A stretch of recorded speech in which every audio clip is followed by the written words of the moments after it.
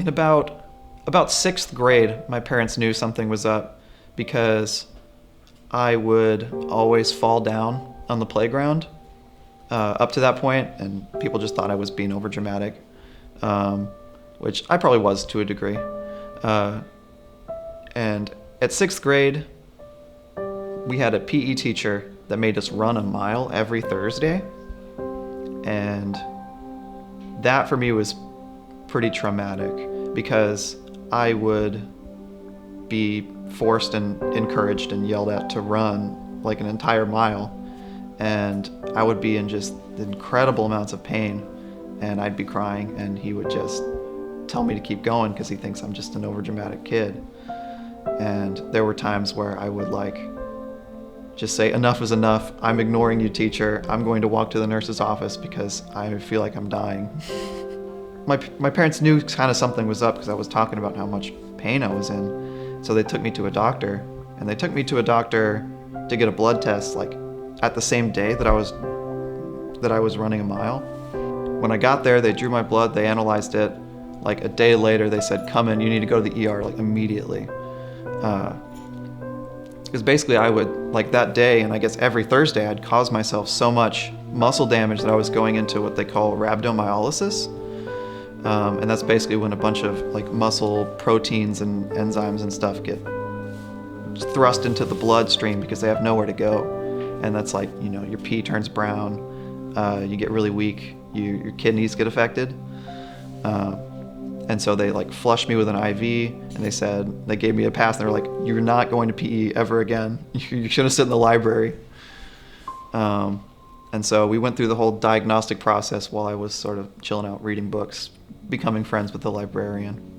I have a type of muscular dystrophy called LGMD2I. It means that my muscle cells, my skeletal muscle cells, are very weak and fragile, and they break very easily with strain, which means that if I strain too hard, muscle cells die, I cause muscle damage, and it hurts really bad. So I have to be very gentle and calm with my movement at all times. The differences in the different kinds of muscular dystrophies are mostly the causes. All the different types of muscular dystrophies have very similar symptoms, which is why they're called muscular dystrophies, which is slow degradation of muscle, muscle weakness, muscle atrophy. And the different types and subtypes are just because of root causes. So my condition is limb-girdle muscular dystrophy, and there's a tree of 20 different versions of it that are caused by totally different gene mutations. The only medicine that I take right now is painkillers for headaches. And I take a little too many painkillers for headaches. There's no treatments or therapies or anything right now for the condition. There's one very promising trial for my particular condition, and it's this I forget what it's called, and they call it BBP-418, and it's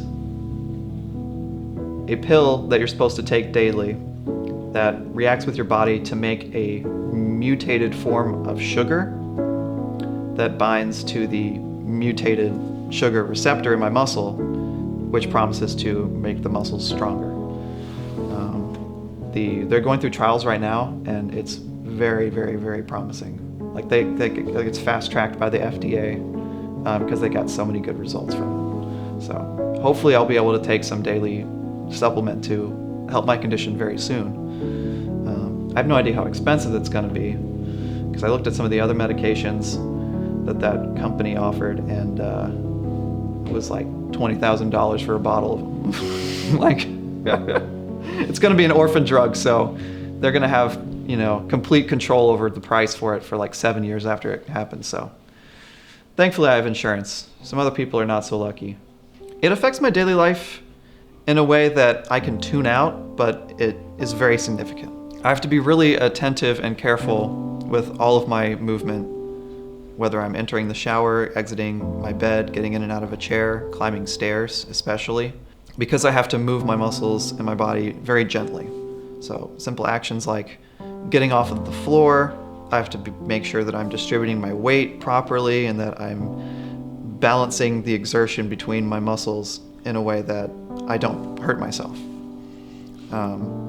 This sometimes manifests in situations where I'm on the floor and I'm visibly struggling to get up, but I have my own system and somebody offers to help.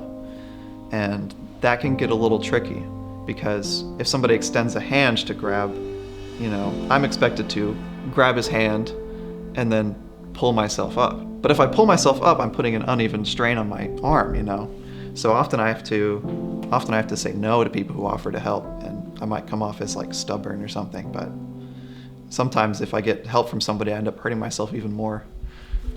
The best recommended exercise for someone with my condition is to go swimming. Swimming is a very low impact activity, and you can take it at your own pace. I don't go swimming all that much, just because when I get out of the swimming pool, I feel like I weigh 1,000,000 pounds, and it's just not fun. I just try to do a bunch of low impact exercise. So that's walking on my elliptical. Ellipticals are really, really fun. I feel like I can run really fast on them, and it makes me feel very powerful. My disability does limit me from doing a lot of public activities. When I was a kid, I was really obsessed with skateboarding, and I basically had to give up my dream of being a skateboarder. With job considerations, I apply for a job and I have to apply for a job that requires me to sit on a chair and not lift things, which sort of limits my options. Fortunately, earlier in my life, I was able to make those kinds of considerations towards what I wanted to do with my life. I got a really huge interest in sound, and so I really geared all my efforts towards, someday maybe having a job where I work with sound on a desk. I almost didn't apply to this job because of my condition, mostly because I thought I would be running around like a chicken with my head cut off, which I'm only like halfway doing that, fortunately. I just decided that I would do it until I can't, and whenever I can't, then I won't. It's an ongoing process, and I'll have to develop it as my condition weakens. There was a time in middle school where I couldn't lift my backpack because we didn't have lockers. So we had to carry all of our textbooks for all of our classes in this big heavy backpack that weighed like 70 pounds.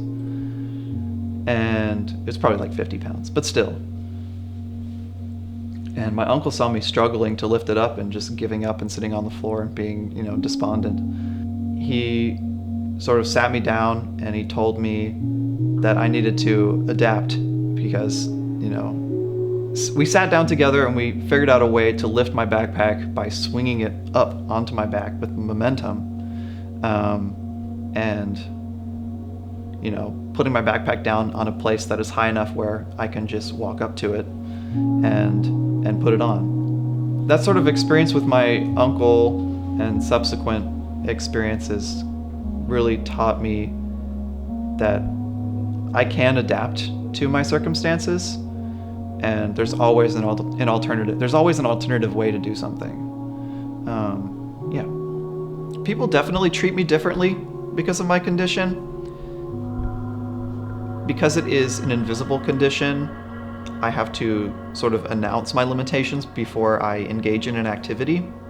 Often people will offer to help very often, which I really appreciate.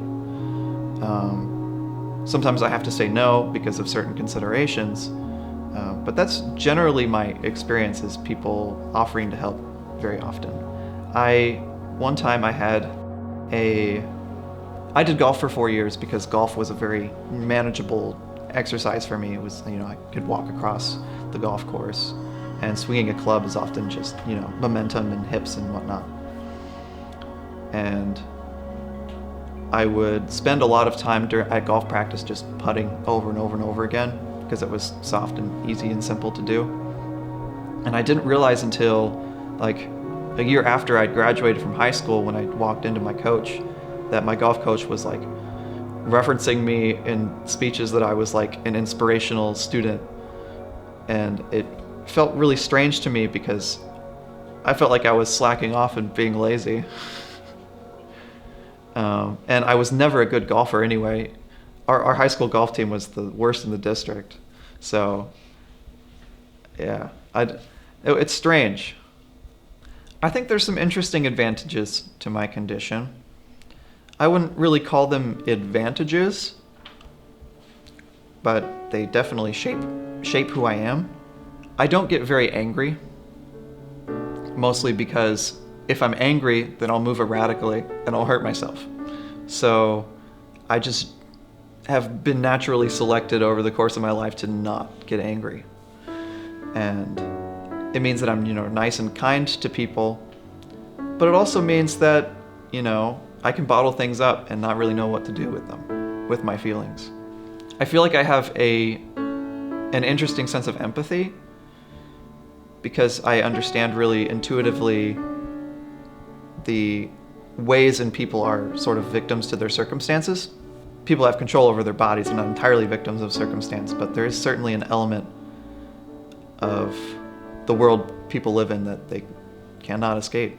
I tend to give people the benefit of the doubt, and I tend to be very, very forgiving because I understand that some people have, limitations that I cannot see and cannot understand and probably will not understand. I've thought about how to convey the amount of weakness that I have because it's difficult to see other than, I have a little bit of a waddle when I walk.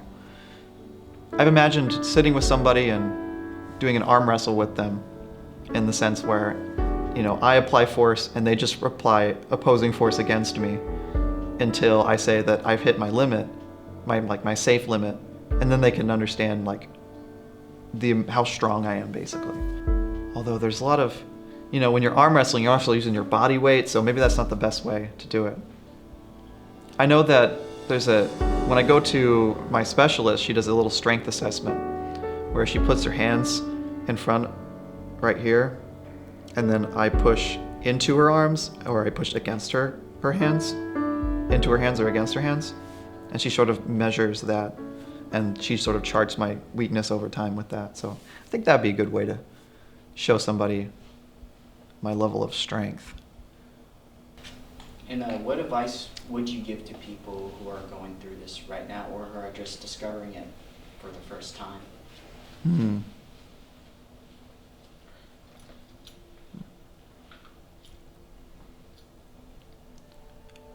I would say look up the hedonic treadmill on Wikipedia.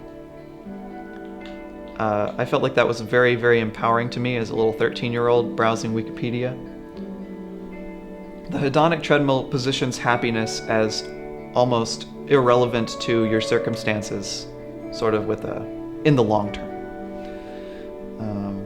Certain things immediately in your life, like, eating a chocolate cake or getting a bunch of money very suddenly, like winning the lottery, they make you happy over the short term.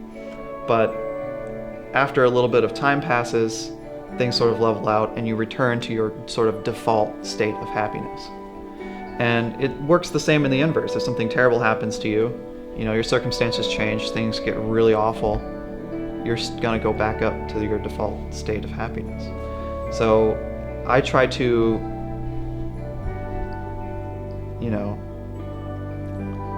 position my default state of happiness rather than the circumstances that change things in the short term. I fail to do that sometimes. But sort of that conscious effort is worth something.